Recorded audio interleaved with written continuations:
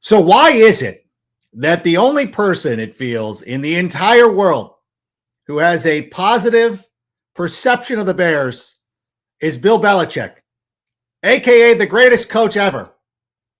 Now, he was talking about the Bears this week, as you see right there.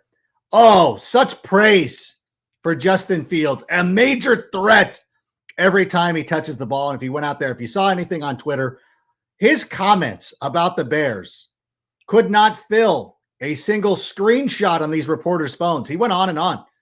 Bill Belichick, sometimes a man of few words, on to Cincinnati and things like that, could not say enough great things about the Bears. I know a lot of it's gamesmanship, but I think it shows the respect that Ryan Poles and Matt Eberflus carry throughout the NFL. So while I could sit here and listen to Joe from Sandwich, I'm going to take the word of Bill Belichick. And with that, Sammy, let's go ahead and start the show. Turn up your volume.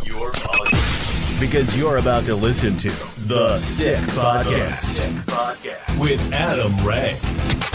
Trying to cut it back. Justin Fields making magic happen. There goes Fields. Touchdown. The sickest Chicago Bears and fantasy football podcast. Brought to you by Underdog Fantasy and Air Pura. Sports entertainment like no other. It's gonna be sick. Welcome, everybody, to the Sick Podcast. We have got a great show lined up for you today. We're going to have Kayla Burton of the NFL Network joining us. We're going to have our friend Ricky Gold from Juice Reels, who will be here. And, of course, no edition of the Sick Podcast is not fully complete until we take a trip to Fantasy Isle. And joining us is going to be Jennifer Piacenti.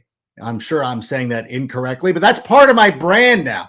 When was the last time I nailed somebody's last name? Never. I just never do it. But listen, I'm excited for this week. Bears-Patriots. Now, obviously, to people like my dad, they think of the Patriots as the team that they destroyed in Super Bowl 20. Since that time, things have been a little different.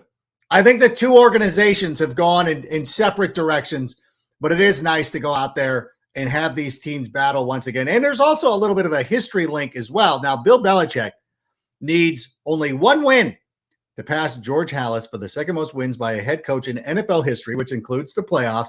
Of course, the NFL leader is Don Shula with his 347 wins.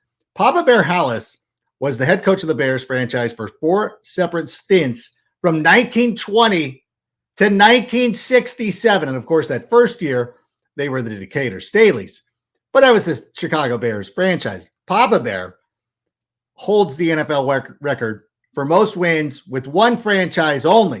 Because, of course, Bill Belichick at one point was the head coach of the Cleveland Browns, which I'm sure for some of you Gen Z kids, you're like, what? Oh, yeah, he coached the Browns. He was actually very good with the Browns. The Browns messed that up, believe it or not. Also, Don Shula was the coach of the Baltimore Colts. That rank did not mess up. There was a team called the Baltimore Colts at one point. They moved to Indianapolis. Don Shula was the coach. By the way, Don Shula was the head coach of the Baltimore Colts in Super Bowl III. Now, I know you don't know who Joe Namath is. The famous guarantee, that was the Baltimore Colts led by Don Shula. George Halas never lost a Super Bowl. I just thought I'd throw that out. He'd never coached one. But listen, he never lost one. And we're looking for the positives right now, like Bill Belichick. We're constantly looking, searching for positives. Well, listen, I think right now it is time for one of my favorite segments. It is time for Ranks Rivals.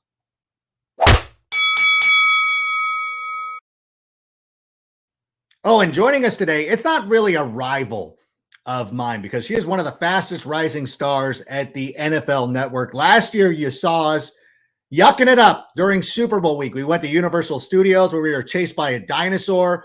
We were on the pier at Santa Monica having a good time, whipping those Bengals fans up into a frenzy.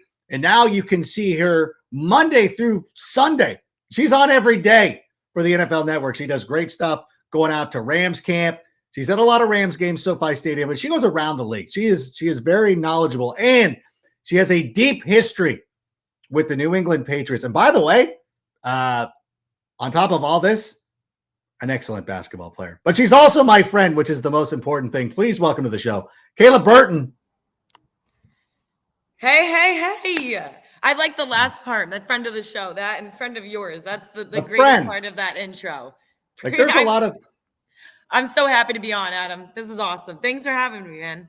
Well, no, I appreciate it. Anytime. It's always a pleasure whenever we're able to be on the air together. So I'm glad we had you on. Now, you go back with the New England Patriots. Your father, longtime legend in the New England area with the New England Patriots. It was your uncle, like your uncle played for them. Like you have a deep connection with the Patriots, right? We're blessed to have a deep connection. My dad, we're Boston folks, I guess. They're born and raised and never left until they shipped me out here to LA. But my dad works in broadcasting out there. My grandfather, Ron Burton, played for the Patriots a long, long time ago when Billy Sullivan was running the show. Ooh. And he was the first Boston drafted player. So that was really cool. So we have a very close relationship with the Patriots, but yeah, I mean, I'm out here in LA. I'm covering some of these, LA teams, the Rams, etc. And I got to be honest, I'm still, my eyes on the Patriots. I feel like, Adam, I am that awkward, like distant cousin that joins the media rooms because I still get sent. I worked and covered the Patriots a couple years ago. And I still join the media press conferences because I'm like, ooh. I feel like I'm the one I'm just let go. I'm casted away. And I'm like, no, I'm still here. I care. So I still have a tie. You're absolutely right. Well, that never goes away. And I think that's one of the nice things about the way the modern media works, that people can have, like, they can share the connections that they have. Like, it's weird to pretend like I didn't love the Bears or that you didn't grow up with the New England Patriots or something like that. So it's good to at least put it out there. I think we do a great job, or you do a great job. I probably not so much, of still being very open, very honest. You're reporting, you're doing a great job. But of course, you do have the eye on the New England Patriots. And by the way, they're 3-3 right now. They're a half game behind the Colts for the number 7 seed in the AFC. How are the Colts the 7 seed, which makes that team has played terrible. But they're last in the AFC East. Miami has got the tiebreaker, allegedly 3-3 because of the head-to-head. But the Patriots have not finished last in the AFC East since 2000, when they were 5-11 in Bill Belichick's first season. Which, by the way, everybody, if we win 5 games, don't think I'm not bringing that up. But now they're out there. They're out there playing, and they're winning games with Bailey Zappi. Bailey Zappi, not to be confused with Billy Zapka or anything like that. How does the Patriots team, how do they do it? How do they win every year? How do they win every year is because of the coach who they have in Bill Belichick. How are they doing it right now with basically a third-string quarterback and Bailey Zappi? It's mind-boggling. But the best part about this, I was watching the Packers game, and I was out at a restaurant watching. I couldn't believe what was happening in front of my eyes. And this woman goes, as they were inching closer, and then all of a sudden we realizing this is going to be an overtime game, Bailey Zappi against Aaron Rodgers after Hoyer went down immediately. And this woman looks and goes, "What's his name?" I started dying laughing because I go, "Miss, you're not wrong for asking." I don't think anyone really was paying attention to Bailey Zappi at all, especially let alone taking Aaron Rodgers into OT. And then you win back-to-back games. But, I mean, it's not just a back-to-back win. He shut out the Lions. Like, what? Who is this guy? But, I think this is really showing the coach Bill Belichick is. We know that he's this outstanding, one of the greatest coaches in the league right now, if not the greatest. But I think the biggest question was always, who is Bill Belichick without Tom Brady? And honestly, it proved itself a little bit. I think that was it was like the 2 ex-girlfriends or 2, but like I'm torn of which way to go here when Tom Brady went to the Bucs and it was Belichick and seeing Brady win in his first year with the Bucs, leaving the Patriots, like that was hard for Boston. That was brutal. And now you get to see Belichick coach, and they're building weapons around him. And I think to answer your question, Adam, for the Patriots right now to go on basically this almost win streak here is credited to how they're running their offense. But I do think the big concern originally was this offensive coordinator between Judge and Patricia. I mean, this is kind of a who takes the lead? Is it you? Who's the co-pilot here? And you saw a little frustration with Mac Jones, kind of going back and forth between two after really having a steady OC who's now off with the Raiders this whole time. So anyway, I digress. I think the Patriots are on this incredible streak. Now the question is, well, is it going to be Zappe or is Mac Jones? He could be coming back this week. Is he going to be healthy enough? And who's their go-to quarterback? I don't know that it's going to matter because, last year, was it last year? Trying to remember. All these things run together. That game at Buffalo where it was windy. Oh, it had to be last year. Last year. Yep. Where it was super windy and they just decided we're not going to throw the football and completely embarrassed the Buffalo Bills. And it showed that Bill Belichick will do whatever it is to win a game. And when you look at the strength of the Bears defense, it is in the secondary. They used two second-round picks, I should say, on Kyler Gordon and Jaquan Brisker. I've made this observation on the NFL Fantasy Live show. I'm sticking to it. I'm like, I will not be shocked if Ramondre Stevenson runs the ball 40 times because Belichick just doesn't care. And that is the one thing to me, that is one of the most admirable qualities about him is that he doesn't care. He has a sweatshirt with the sleeves cut off. He doesn't talk. He doesn't smile, but it's just crazy. And it just feels like he doesn't care how he wins as long as he wins. No, and he does.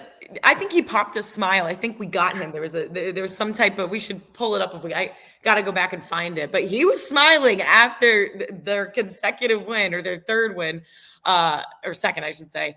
And I think he's just looking at the roster, looking at all the injured players that he's already, had to go with, Lawrence Guy, Myers, etc. And he's looking at these guys and they're winning. And it's this is totally not what they planned for in terms of, the direction of how the season is going. When you have injuries like every team does, I mean, look at the Rams. Their O-line they've gone through 10 different players right now on their offensive line. I can promise you Sean McVay was not preparing for that. But this is the NFL. This is football. But to your point, Rank, Belichick does not care. He doesn't care he just cares how you get it done. And that's exactly, I think you acknowledging the Bills game is the perfect example. I remember watching that and I just couldn't, it was comedy. It was are they really continuing to run? And Ramondre Stevenson just had a breakout game last week. So, and they're going up against, a Bears run defense that really is arguably, you're going to hate me for this. No, it's not arguably. They're the worst in the league right now. So if I'm the Patriots, I'm running the ball, especially because Bailey Zappi is doing his job. I don't think there's only so much trust and experience that someone can prove with someone who just steps in to the role ASAP. But I think if you have a defense like the Bears, the secondary is tough though. That's another thing. So that's going to force the run even more. And if I'm the Bears, I'm wanting Bailey Zappi to throw it. No, I would too. I would want to dare whomever it is, even if it's Mac Jones. I think you want to make them beat you through the air. And if that's the way we go down, that's the way that we go down. But again, it's an admiration for what Bill Belichick has done. And, I guess, winning 6 Super Bowls allows you the credibility to go out there and play the Buffalo Bills on Monday night and do that. I should have remembered because I was doing the Monday night postgame show on NFL Network. They ran the ball so much that normally you have a routine. You did the Monday night show for the NFL UK. Yeah. You have a routine. How long these games are going. Right. I get ready at 7:00. My makeup, you're everything had to be bumped forward because you're oh, this game's going to end early because the Patriots are running and grinding the clock. And it was kind of amazing. And it's also, looking back at that, because I remember hearing reports that the quarterbacks were freaking out about the offensive coordinator situation. Some of them had reached out to Josh McDaniels. There was a lot of things going on, and it felt like this team was going to fall apart. But who has been the how has it been buoyed? Has it been Patricia, or is it kind of Belichick out there calling the plays now? Belichick is always going to be the default. Belichick's in charge. I mean, he's calling the defensive side, he's calling the offensive side. I'm not in that coaching room. I'm just saying this from an outside looking in. But Belichick also made it known too that I got the calls. I got this. He is the the tree, and everyone kind of branches off. Like, he is running the show.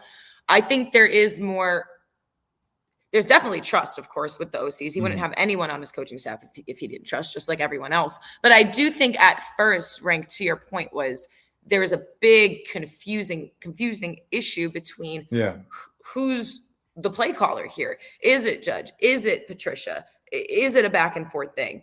And I'm trying to be in the shoes of Patricia and Judge, being like, well, okay, you got this one. Like, how do they even work through that? Right. You know, especially when Mac Jones is kind of the type of player who has been guided by McDaniels to do X, Y, and Z. And now he has two different ears. On top of that, Bill Belichick, and you can see the confusion out there. I think they're starting, it'll all be more cohesive, and it's starting to look like that, whether it's Jones or Zappe. But I do think it is Bill Belichick. He is running the show. He's running the show. I mean, of course, it's Bill Belichick.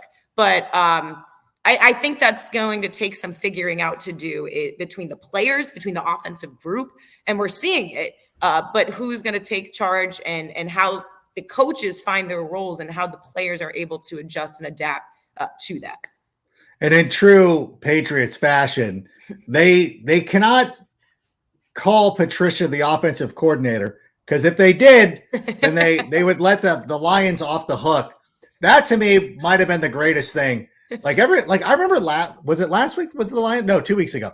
Yeah. Where they're playing the Lions.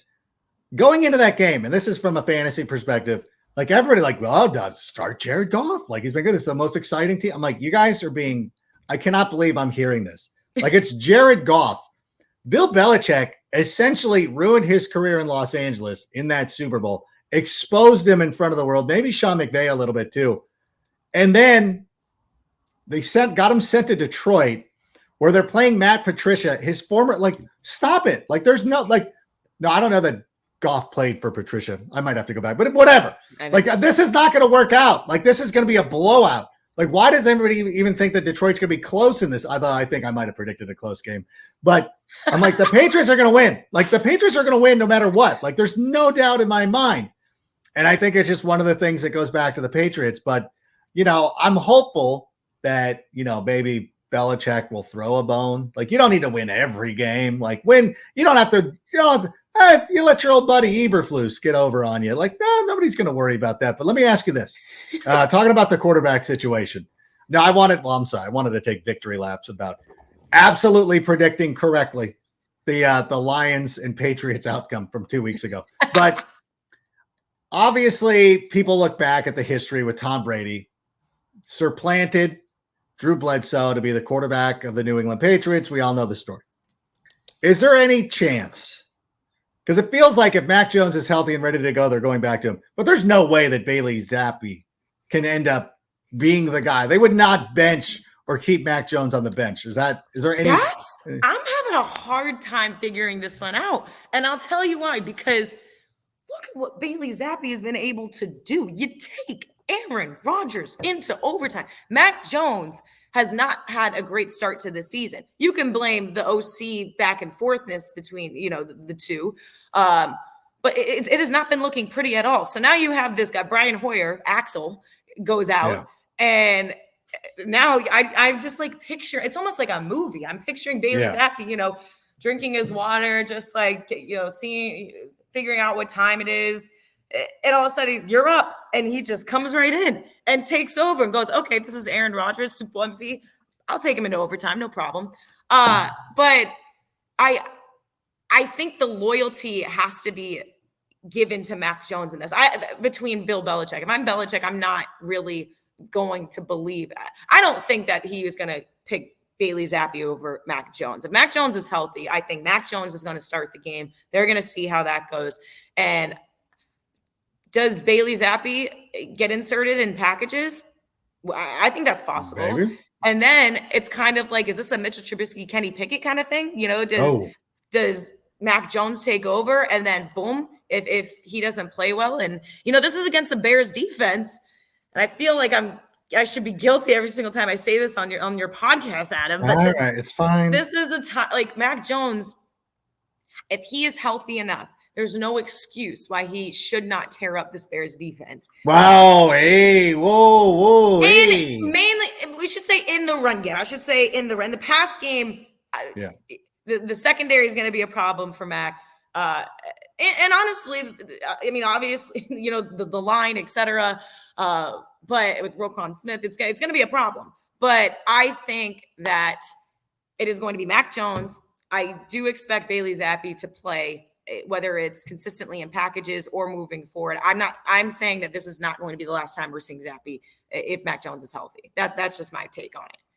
Yeah, because the Patriots are 2-0 with him as a starter, which is impressive. His passer rating, not that the passer rating is end all be all, but he's got a passer rating of 111.4. That's the highest among 37 starting quarterbacks with at least 50 pass attempts. Mac Jones down near the bottom with a 76.2. And again, I know you're a kid, but I was alive when they benched Drew Bledsoe. It was inconceivable. Drew Bledsoe was a Pro Bowl quarterback. He had a game in Miami where he threw for like 900 yards in one game in an opening at Joe Robbie Stadium in a baseball field, and it's all muddy, and I'm sure you've seen highlights of it here and there. And it was unheard of. And even to the point of like during the Super Bowl, Tom Brady got injured during the AFC Championship game against the Pittsburgh Steelers. Not a lot of people will remember that, or even not a lot of people are. Well, most Patriots fans now weren't Patriots fans then. That's why I always say too, like with Tom Brady, like I've been a Tom Brady fan longer than most people because I actually paid attention when they made their first run to the Super Bowl with him, where a lot of them were like, "Oh, we're rooting for the Patriots now." Like all of a sudden, Sully from Southie was like, "Oh, we're Patriots fans now." Oh, your family grew up as Giants fans, and all of a sudden you show up. But in any event, like it was unconventional. So that's why whenever I hear, and listen, we sit here, we watch the NFL now. We see Tom Pelissero, we see Garofalo, and those guys. The other Mike G with the hair, I forget his name. Mike Giardi, whatever. Giardi doesn't care for me because I was yelling at him from Hallis Hall one time. But the fact of the matter, I'm not convinced that Mac becomes the quarterback. I know they say it, but I'm like, oh, it's a Patriot. It's such a Patriots thing. And to me, it's not like a Cooper Rush situation where it's like, okay, stop. Like Dak Prescott, proven NFL quarterback. And while I know that Mac Jones went to the Pro Bowl last year, did the worst gritty, listen to me. The worst gritty of all time. I don't know. Worse than Mike Gesicki's? They're both. I love it. That's a whole nother conversation, but I totally support Mike Gesicki in that gritty. I thought that was amazing. Keep on going, Mike. As a horrible dancer, if you've ever seen me on the hype train or anything like that, you know that I'm a terrible dancer. I still do it. I love to dance. You own it. You just own it, right? Okay. That part of it I agree with. Go out there, you own it, you do all that stuff. So that's good. But listen, I'm going to let you go because you're a busy person. You're a busy person. Never too busy. Never too big. You're too nice. You're too solid. You're great. I need a prediction from you though. Let's every time we bring on somebody for Ranks Rivals, the rivals are 4-2 against me because everybody picks their own team. I'm 2-4, mirroring the Bears. Don't ask what I am on Monday Night Football UK. I now pick the opposite because on primetime on Monday Night Football, my heart says one thing and what I believe, and then I'm literally defeated. Oh my gosh! So I'll tell you what I think, but it may go oppositely.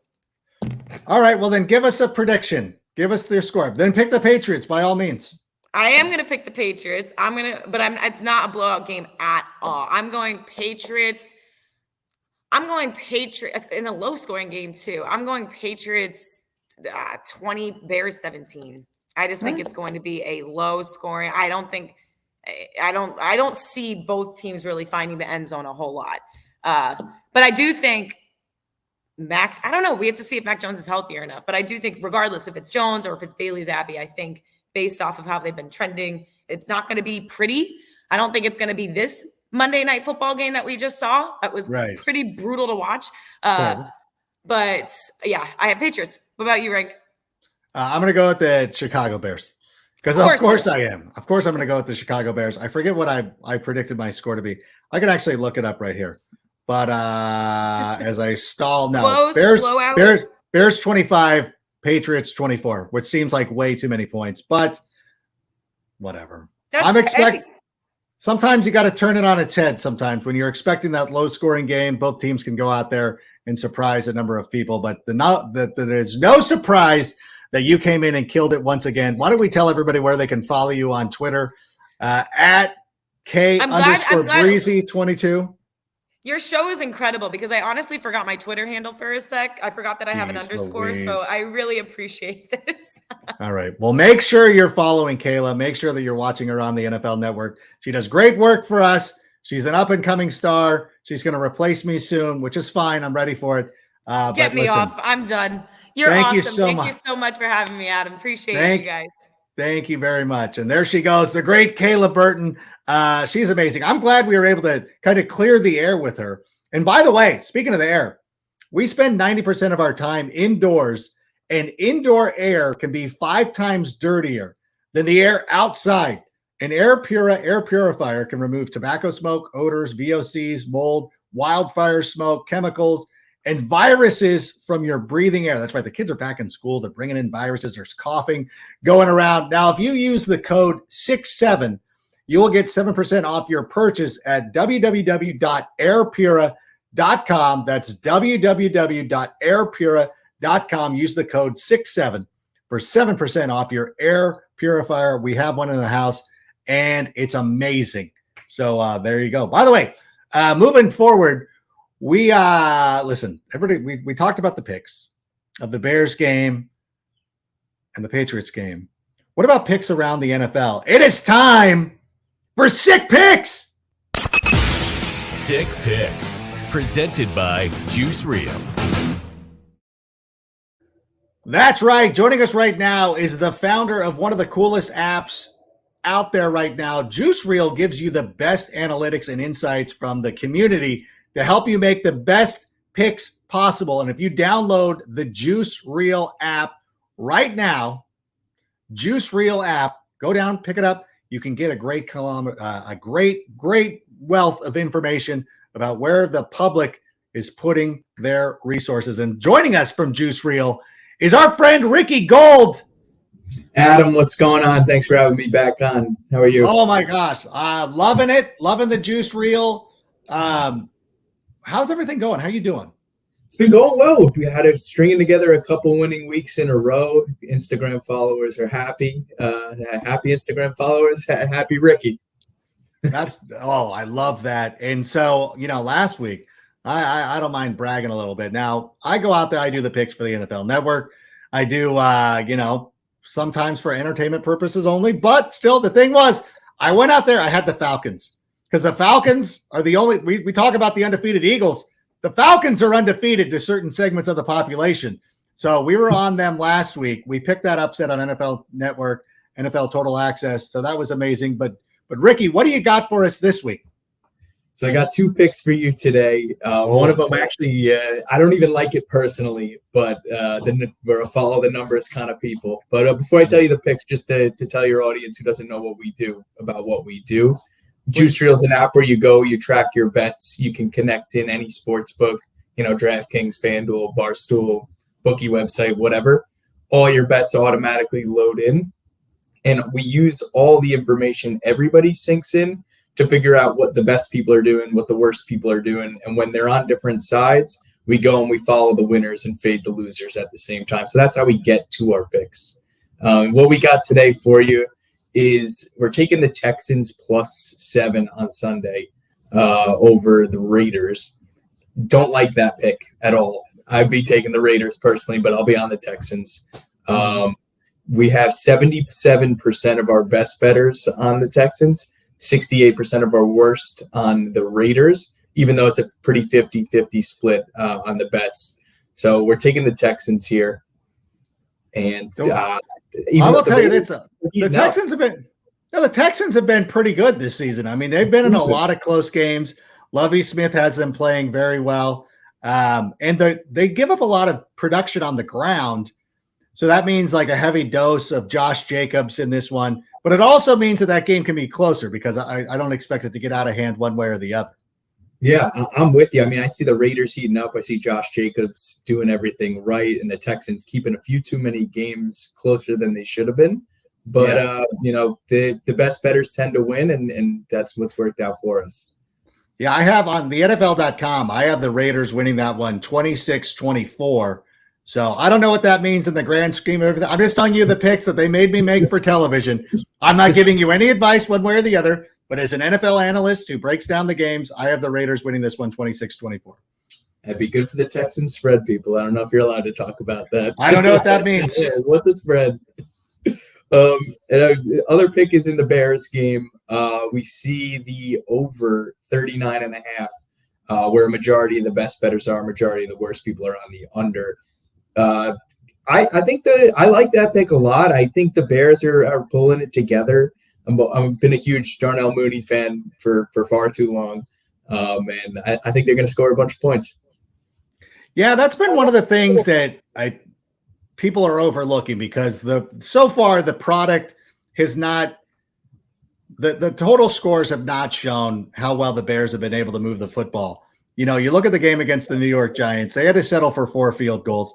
They start converting in the red area. That game is completely different. The Minnesota game was a lot like that. Sometimes when they did that, obviously on Thursday night, against the Washington Commanders, they were moving the ball up and down the field. There was an unfortunate interception. There was a 4th and goal that didn't happen. There was the end of the game situation. You're talking about 21 points that were left out there. At worst, you would have expected 9 points. So I think that the Bears have been a little bit better offensively. And it means, it's interesting that a lot of the public is now looking at the Bears of like, they think they're going to score, or do they think that New England's just going to win going away? Yeah, we're seeing just a lot of money on New England, regardless. Best people, worst people, and I don't know. I'm always betting the Bears. I've been betting the Bears when they were bad. I'm betting the Bears when they're decent. And I don't like betting the Patriots either, even though Tom Brady's taken me for too much money back in the day. Yeah, it's weird to have those relationships with those teams and those players who have meant so much to you. I know the same thing happens in fantasy football where, you get attached to certain people and you get attached to certain teams. I'm sure that you do the same thing. So it is fun though. When I made my prediction, I just made it with Kayla. Let me make sure I get the score again because I have 25-24.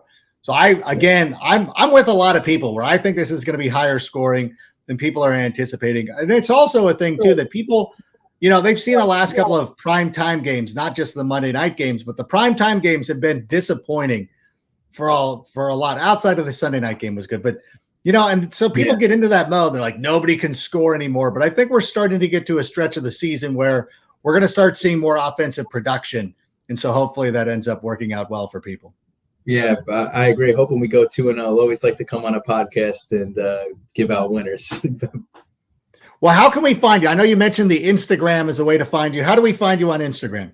Yes, you find us on Instagram. We're juice_real_official. That's real, REEL. And if you have an iPhone, you'd like to be on our iPhone app. That's juice_real. And that's where you'll find all the data on all the games. And it's been working out really well. It's been kind of putting us on the map.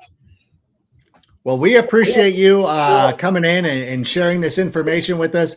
I find it interesting because I always like to know what people are thinking. I spend too much time in Bears Twitter, and it makes me feel terrible about myself. So it's nice to get an outside perspective, kind of seeing what the public's thinking.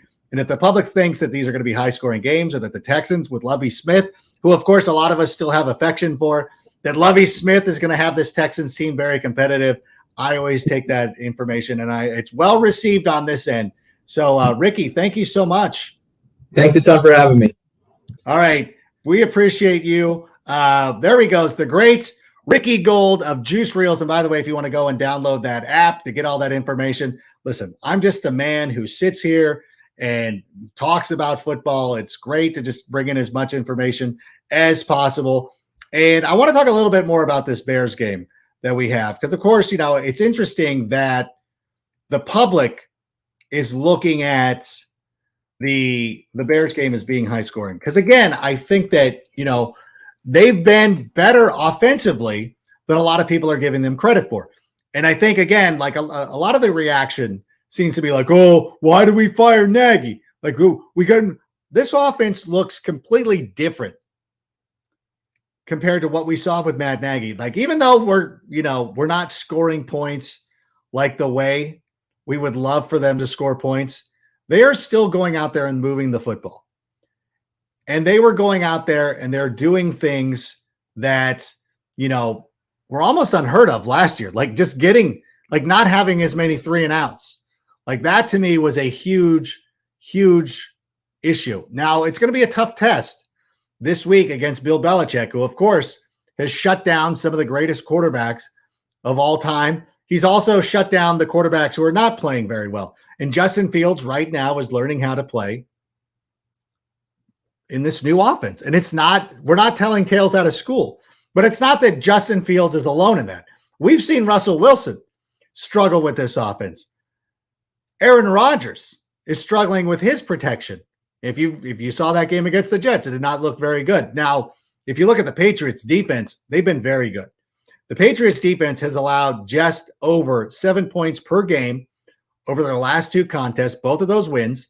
They've allowed 15 points or fewer in all 3 of their wins in 2022. They did allow 28 points in their 3 losses. Miami got them, Baltimore got them, and of course, Green Bay Packers in that loss got them. But overall, they're averaging around 20 points per game, but it really depends on the offense. If the offense is good, then they go out there and they allow some points. If the offense is not so good, then, it ends up being a little bit of a different story. So to me, it comes down to the Bears and their execution, and that the fact that they use this as a mini bye week to go out there and look at some of the things, what's working, what's not working. Are there going to be changes? I know a lot of the fans are off Sam Mustipher and don't think that he's a good football player. What are the coaches seeing? What do the coaches want to do? Who's the problem? Are they going to have Justin Fields get rid of the ball a little bit quicker? I think Justin Fields probably doesn't trust his wide receivers as much as we would like him to.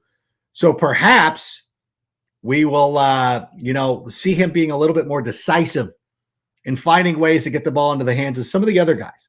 Maybe going out there, getting the ball into the hands of Cole Kmet, perhaps dumping it off to Khalil Herbert, David Montgomery, the hot hand situation. But there's a lot of things going on. It'll be interesting to see how it breaks down. But right now, as tradition, we didn't do this last time because we just blew through it because there was so much going on. But I wanted to make sure that we got our return ticket to the aisle. And of course, we're talking fantasy aisle. Welcome to our Fantasy Island. Oh, and we're going to be joined today by one of the best in the business. You can see her work on Sports Illustrated, where she works with my old friend, Craig Ellenport, doing a great job for them. And also, if you are a fan of the Sirius XM Channel 87, the fantasy show, I love Channel 87 on the Sirius XM radio station. If you're not listening to the Sick Podcast, I hope. And by the way, I want a quick reminder, AM 1530, WCKG is the Chicago home of the Sick Podcast. Every Friday, 2 p.m. Central, you can listen to that, followed immediately by the No Name Pod. But listen, let's bring out our guest, though, because she is one of the best. I'm going to get her last name wrong, but I'm ready to do it. I'm ready to be wrong again, but please welcome to the show the great Jennifer Piacenti. Close. I knew it. And how okay. Close was I? It's Piacenti. Piacenti, of course. Yeah. So you just have to shake your hand a little when you say it, and then it rolls off the tongue. Piacenti. Yeah, exactly. I love it. Oh my gosh. Thank you so much for being on with us today. It's a thrill to have you on. How are you doing? I'm doing great. Thanks for inviting me. I have no idea what we're going to talk about, and I love that. I love it. I can't wait. I'm always stuck into a weird thing of I was going to send you a note and be like, this is what I want to talk about, but you're a pros pro. Yeah. I don't have to hold your hand. We can sit here and chop it up. I've got a number of issues with my own fantasy teams. I'm sure you're going through a lot of this. I'll start it right off the top with the quarterback position. Mm-hmm. Anybody who has Josh Allen or Kirk Cousins, or hopefully not Matt Stafford, but if you do, All three of those quarterbacks are on a bye this week. Who are some of the quarterbacks that we should be picking up that we can stream this week to help get us victories? Yeah, my favorite streamer for this week, and I know this sounds disgusting, but it's Matt Ryan. Is it? It is. Believe it or not. He finishes the QB2 last week, nearly 28 fantasy points. And the fact is, he's thrown for 300 more yards in half his starts this year. And one of those was versus the Titans, 356 yards, 2 touchdowns. This Titans secondary is incredibly generous. So I have no problem streaming him this week. I mean, the problem had been he's kind of like allergic to touchdowns, right? Yes. He could throw it. But he had 3 of them last week. So maybe there is some connection going on there with Michael Pittman finally, maybe with Deion Jackson, maybe with Jonathan Taylor. Maybe we don't really know what's going on there. But again, as you said, it's not like there's a lot of options out there. Other guys you can look at, Jimmy Garoppolo actually has a really good matchup. The Chiefs are, they're not good. They're not good defensively. Which one? It's like you said, which one feels less gross? Is it Matt Ryan, but you like Ryan over Garoppolo? I actually do like Matt Ryan over Garoppolo. And I just feel like it's more of a ceiling play. Like it's more of a home run shot. I don't think you're going to get like some massive day from Jimmy Garoppolo, but I do think you'll get a solid floor. So I guess it kind of depends on where you're starting. Like after tonight's game, if you're down a lot of points, maybe you just go for Matt Ryan and say, hope he gets a 353 touchdown game and that's it. And know that you're taking a risk because look, Matt Ryan is Matt Ryan. And if you don't know what Matt Ryan is at this point, then I'm sorry for you. Like that's true. Beggars can't be choosers in a way. Here's something. This will be even like more insane. I have Alec Pierce. Should I just stack it? Like, let's just run the stack and hope and pray that the Colts come through. I mean, maybe. Certainly in DFS, he's actually on my DFS list as like an incredible value play. Like I know he's still running less than 50, playing 50% of the snaps, and that's about it. But that being said, we're talking about this Tennessee Titans secondary. And as you said, like it could be any guy now. He's finished with, I think, 12 or more fantasy points in the past 3 weeks. Last week, it was kind of more the touchdown that saved him. But even still, that's a pretty solid floor. And there is a lot of ceiling there. So it just kind of depends on how you like to play. But I'm doing it in a DFS. Yeah, that's where it seems to make the most sense. Because in season-long leagues, like you said, a lot of it got overshadowed because he did score the winning touchdown. And then people look at the end of the day, they're like, oh my God, like he's great. You're like, we've been talking about him all week on Fantasy Live. And you're like, yeah, he's good. Like pick him up. But it's still, I'm with you. Michael Pittman's still the guy. Oh, 100%. What about, this is another one that scares me. I really liked Marcus Mariota initially. I've started to cool on him. I'm just worried. And especially in a league where, let's say, you get 6 points for passing touchdowns, it feels like you cannot go with Marcus Mariota. I'm with you 100%. And I know a lot of people recommended Marcus Mariota. And look, depending on what options you have, maybe he is the best option. But I'm definitely preferring to play Jimmy G. The matchup isn't good for Mariota this week. And as you said, like the passing touchdowns are likely not there anyway. So I don't see it. It's so funny because we do these shows. I do a Monday night show that, listen to me talk about myself. Tuesday morning, they kind of press me into things and you're like, oh, I'm a Marcus Mariota. And then I'm out there pounding the table for Marcus Mariota. And then by Wednesday, I'm like, I want to take that back. Like, I want to go back. I want to pivot. I'm so glad you said Matt Ryan because we were having that discussion. Like, I don't think he's going to throw the ball 50 times, but he's played well against Tennessee. And again, like you said, like you're picking a waiver wire quarterback. Like, what are we doing with our lives? So that's right. You got to take what you got to take. And I love him for DFS with the stack with Alec Pierce. I have to talk about, and again, these are extremely personal to me, but I love your insight. I want your opinions on this. What about Aaron Jones? I am so stunned that Aaron Jones has not been playing better this season. Should I have known better? Is there a chance he turns this around at any point? I'm still in on Aaron Jones. Thank God. Maybe I'm the wrong person. I need to. No, you're the right person. You're the right person. I have so much Aaron Jones. That's why I totally saw him operating as one of the premier receivers for Aaron Rodgers because he seems like a guy Aaron Rodgers can trust. And as we all know, Aaron Rodgers likes his whoobies. He doesn't like the new guys, Yeah. And they're not getting open. It's true. He's not able to connect with them. That's why we saw Robert Tonyan have such a good day, right? He had to just dump it off to him, and that was fine. But I think eventually this Green Bay offense has to figure it out. They have to. Yeah. He has to start using them. And I'm just willing to wait it out. I mean, Aaron Jones has had a couple of big games. He had one really huge game. So the potential is there. I think what's really interesting to me is how angry people are getting about A.J. Dillon. People are so upset about A.J. Dillon because they were so sure that he was like their ticket to fantasy freedom. Like he was always going to be the number 2 guy.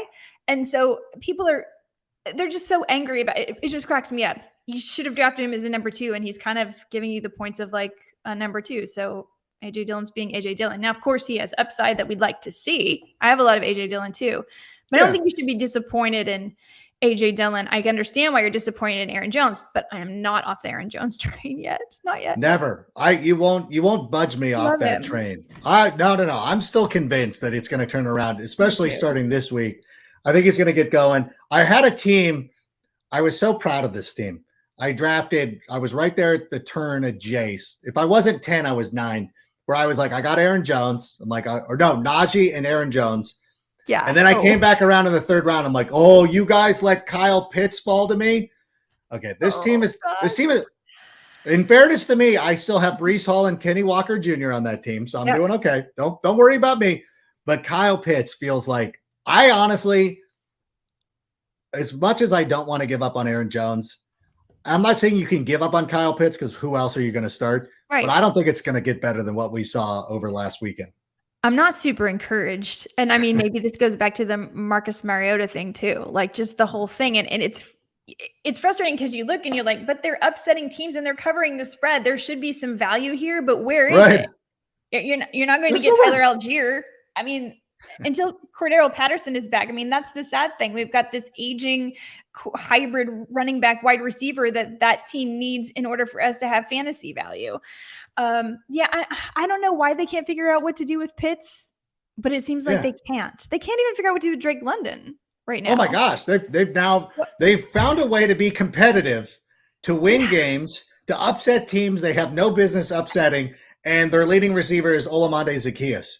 Yeah. And their leading rusher is Caleb Huntley. Like, make this make sense? You can't play that game. And that's the thing. Like, when you get down on yourself, you're like, look, I can't play that game because I can't see the future. You just have to play, like they like to say on Twitter, my process was right. Just keep telling my God. Yes, my process.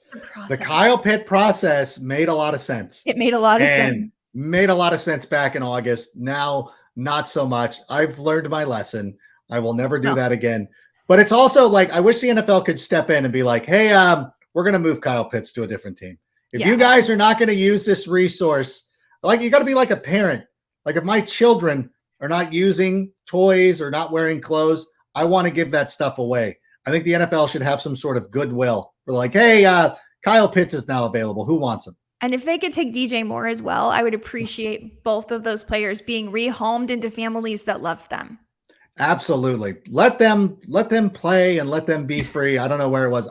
Selfishly, we're a Bears podcast, so I want them to be a member of the Chicago Bears. But I understand if people want them going to high-profile offenses. Let's talk about, with all these teams on a bye, are there any other like waiver wire gems out there that we can pick up to help us wait? Like, when you think of the receivers who are on bye weeks, Stephon Diggs, Justin Jefferson, Cooper Kupp, how are we living? Like, do you just take the L? Or do you try to find somebody in that deep, deep waiver wire? So this is one of the most brutal weeks for wide receivers. And you mentioned it. You got no Cooper Kupp. You've got no Justin Jefferson. You've got no A.J. Brown. You don't even have Devonta Smith. There's a couple out there. Probably the most exciting one is Wan'Dale Robinson because of his potential. I mean, he didn't play a lot of snaps this week, but he's coming back from injury. But even still, he had 4 targets. He had 37 yards and a touchdown. Assuming he's playing more snaps, the exciting thing about Wan'Dale Robinson is that, believe it or not, the Giants are actually a winning team. Believe it or not, Daniel Jones has completed more than 70% of his passes the last 2 weeks. But more that there's just a pathway for him to be a wide receiver one. And it's very rare that on the waiver wire, you can kind of midway through pick up a guy with that potential. Usually you're picking up, this guy looks like the wide receiver 2 or the wide receiver 3, and he's getting work. So Wan'Dale is one. I don't know that it's necessarily going to pay off for you this week, but he's someone you should keep your eye on For this week, this is maybe a weird one.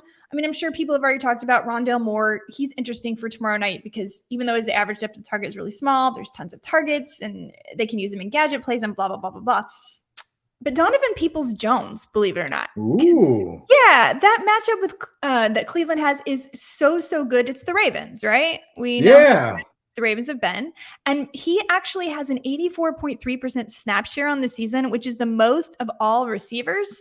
And he's had 4 more catches for 50-plus yards in the past 3 games. So, again, we're talking about throwing a dart, right? I'm not saying Jones is going to have a 100-yard game, but I'm saying maybe he can get you a decent floor. The opportunity is there, and he's probably available on your waiver wire. I think he's available on like 95% of waiver wires. Oh my gosh, he's got to be that is such a great pick. I'm going to go do it right now. I'm going to pull up my Underdog Fantasy app. And by the way, a quick reminder, Underdog Fantasy is the easiest way to play fantasy sports. It's simple to get started. Just head to underdogfantasy.com or download the app. Sign up with the code SICK, and Underdog will double your first deposit up to $100. And I got to tell you, Underdog Fantasy, it helps me out because just having that app on and by the way, this is the map of people who are eligible. Sorry to have all of our fans in Las Vegas, oh my God, Louisiana. You're not eligible. But for us I'm in California. I am too. Okay, cool. So, we can have, we love the Underdog. Can we talk about Prop 27? No. Okay. All right. We won't. Oh my gosh. Yes. Vote yes. Wait, I don't know if I'm allowed to take a political side, but listen, Underdog Fantasy is a great way to play fantasy football. If you started off with a team I just talked about with Aaron Jones, Najee, Kyle Pitts, you want to start over, go to underdogfantasy.com. They'll match it. You were talking about the Giants. Let me ask you real quick, because I was wondering about this. Wandale, as you said, this week, probably not the best match, even though Jacksonville, you can exploit them. But I think long-term, because everybody loves Alec Pierce. But if you had to choose, and I know it's late, and I know these guys are probably gone, I kind of like Robinson more than Alec Pierce for the rest of the way. What do you think? Me too, if I were picking for the rest of the way, because again, Pierce is not going to, I don't think Pierce is ever going to be the number 1 unless there's a major injury to Michael Pittman. And then believe it or not, there's still Paris Campbell there. There's still Jonathan Taylor there. There's still Deion Jackson, who apparently is running back in Indianapolis. Don't get me started on Deion Jackson. They called me a clown, Jennifer, because I recommended him. And you know how Twitter is. Oh, I picked him up and crushed last week. Yeah. We were talking about it and everybody's like, you're so irresponsible. Because we were talking about it 2 weeks ago when JT originally went down. People are so funny. And then the people who hated on, I'm sure when you mentioned it, people hated on you. Those people disappear. We never see them again, and they go into the wind. Speaking of running backs, I think we have time for this. I want to know, James Robinson, how concerned should I be? I made a trade earlier this year for James Robinson. Now I'm starting to regret it. Can he bounce back? So I'm going to say yes. I love James Robinson. I have him on a few. And if you look at how it's broken down the last few weeks, even last week, he had 12 carries. Travis Etienne had 10. Now, Etienne was more productive, and he is looking really good. But we're talking about Doug Peterson. Peterson likes to use a committee. And on any week, it could be James Robinson that has, breaks off the big run. Again, I don't think we're going to see as strong of a start to stay, because I think Travis Etienne is here to stay again. But I'm not down on James Robinson. I mean, let's just continue our undrafted free agent thing here. I love Deion Jackson. I love James Robinson. And so I'm still starting him most weeks too. I know he's more of a flex play now, but look, what else are you doing at running back? Like there's a lot of options. It's a crappy position. Let's be real. I agree. I agree with that wholeheartedly, because I hope that for a lot of people, again, this is all selfish to me. I have in a league where I have Nick Chubb as my number 1 running back. And it's like, I can afford to have James Robinson kind of scuffle along and have some big picks. So I think people get too caught up. Like, you can't have, most people don't have 2 number 1s on their team. And sometimes you got to have those number 2s. But you're a number 1. You should be, you're a must start. You're a must listen. Tell everybody where they can follow you on Twitter. Now, you have a podcast too, right? I know you're on Sirius, but you also have a podcast? I do. I have a podcast. It's called Waiver Wired. It's on the Extra Points Podcast Network, and it's Omaha Productions, Peyton Manning's company. Yeah, I know. So fancy. It's myself and Eddie Murphy, and Eddie Murphy. Yeah, not the Eddie Murphy, but no. We know Eddie Murphy of the NFL, formerly of the NFL Media Group. Yes. So we talk once a week on Tuesdays. We kind of cover more waiver wire on that podcast and just other silly stuff. So you can catch that. You can find that on wherever you find your podcast. You can find me at Sports Illustrated. I do fantasy and betting. Yes, a lot of wagering. And you can find me on SiriusXM Sunday mornings at 7 a.m. Pacific, 10 a.m. Eastern time, doing the game day start and sits with Michael Fabiana. So awesome. Yeah, that's a valuable resource. It's a great show. You do a great job on all that stuff. I got to download the pod, though. I got to get in on that with you and Eddie Murphy. So thank you so much for being here. We appreciate you joining us today. My pleasure. Thanks. All right. There she goes, the great Jenny P. I'm not going to butcher her name, but listen, anybody, thank you so much for listening to the show. And it was a great time. And you know what, Sammy? Why don't you just go ahead and play us out? And that's a wrap. Hope you don't miss us too much until next time. Follow the Sick Podcast with Adam Rank on YouTube, Instagram, Facebook, Google Play, and Apple Podcasts. Brought to you by Underdog Fantasy and Pura.